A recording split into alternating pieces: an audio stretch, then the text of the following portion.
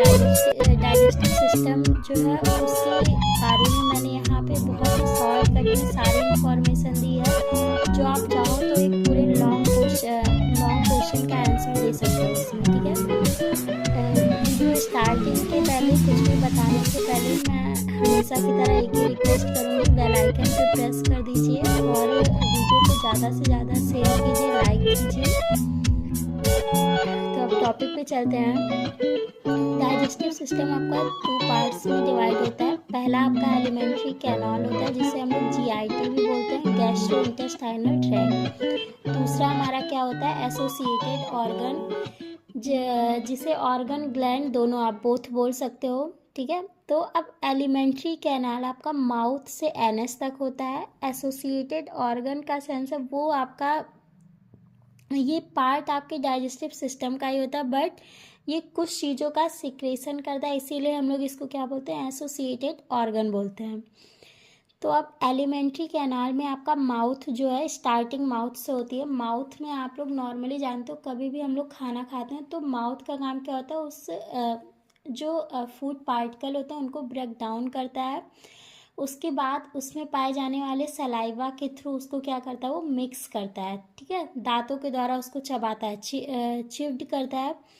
फिर आपका जो है माउथ के बाद इसोफेगस, आपने देखा होगा इसोफेगस जो होता है एक फूड पाइप होता है जिसके थ्रू जो फूड है वो माउथ से स्टमक तक जाता है, और उस फूड के वो एक बाउल फॉर्म में हो जाता है।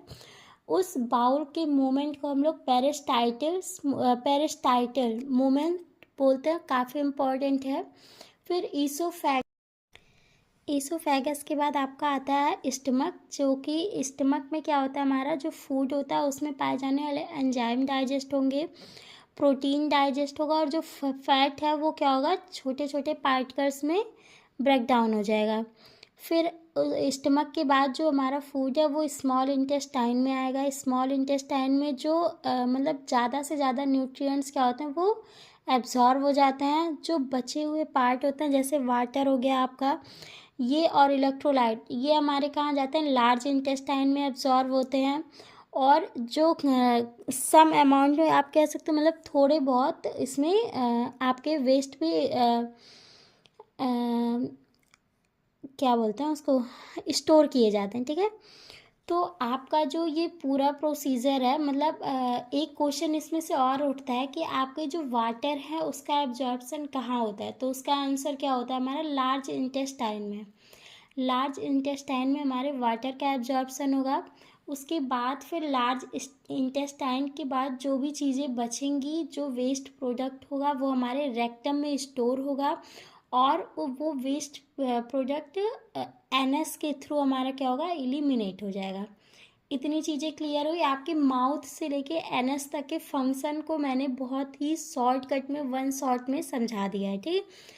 अब बारी आती है आपके लीवर का क्या काम है, पैनक्रियास का काम क्या है, और गॉल ब्लैडर का काम क्या है। तो जो आपका लीवर होता है उसका मेन जो काम होता है वो बाइल का सिक्रेशन करता है। उसके बाद साथ ही साथ वो क्या करता है, आपका फैट को डाइजेस्ट करता है, विटामिन और मिनरल का एब्जॉर्प्शन करता है, ठीक। पैनक्रियाज में आएंगे तो पैनक्रियाज होता है ये डाइजेस्टिव एंजाइम को प्रोड्यूस करता है और हार्मोन्स को प्रोड्यूस करता है। एंजाइम में ALP, एमाइलेज, प्रोटीएज और लाइपेज, ये मुख्य एंजाइम इम्पॉर्टेंस जो हैं वो हमारे कहाँ से सीक्रेट होते हैं, प्रोड्यूस होते हैं, वो हमारे पैनक्रियाज से होते हैं। और हार्मोन्स पे आपका इंसुलिन है, ग्लूकागॉन है, ये हमारे पैनक्रियाज के द्वारा प्रोड्यूस होता है।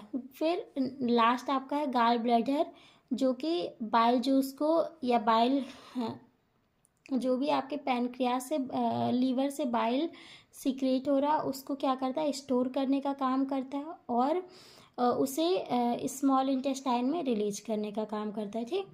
अब इतनी सारी चीज़ें एक 1 शॉट, मतलब 2 से 4 मिनट की वीडियो में आपकी पूरी डाइजेस्टिव सिस्टम ख़त्म हो गई है। इसका आप स्क्रीनशॉट लेना चाहो तो ले सकते हो। और अच्छे से ऑल द बेस्ट सबको, एग्ज़ाम की प्रिपरेशन काफ़ी अच्छे से कीजिएगा। कोई प्रॉब्लम होगी तो बताइएगा।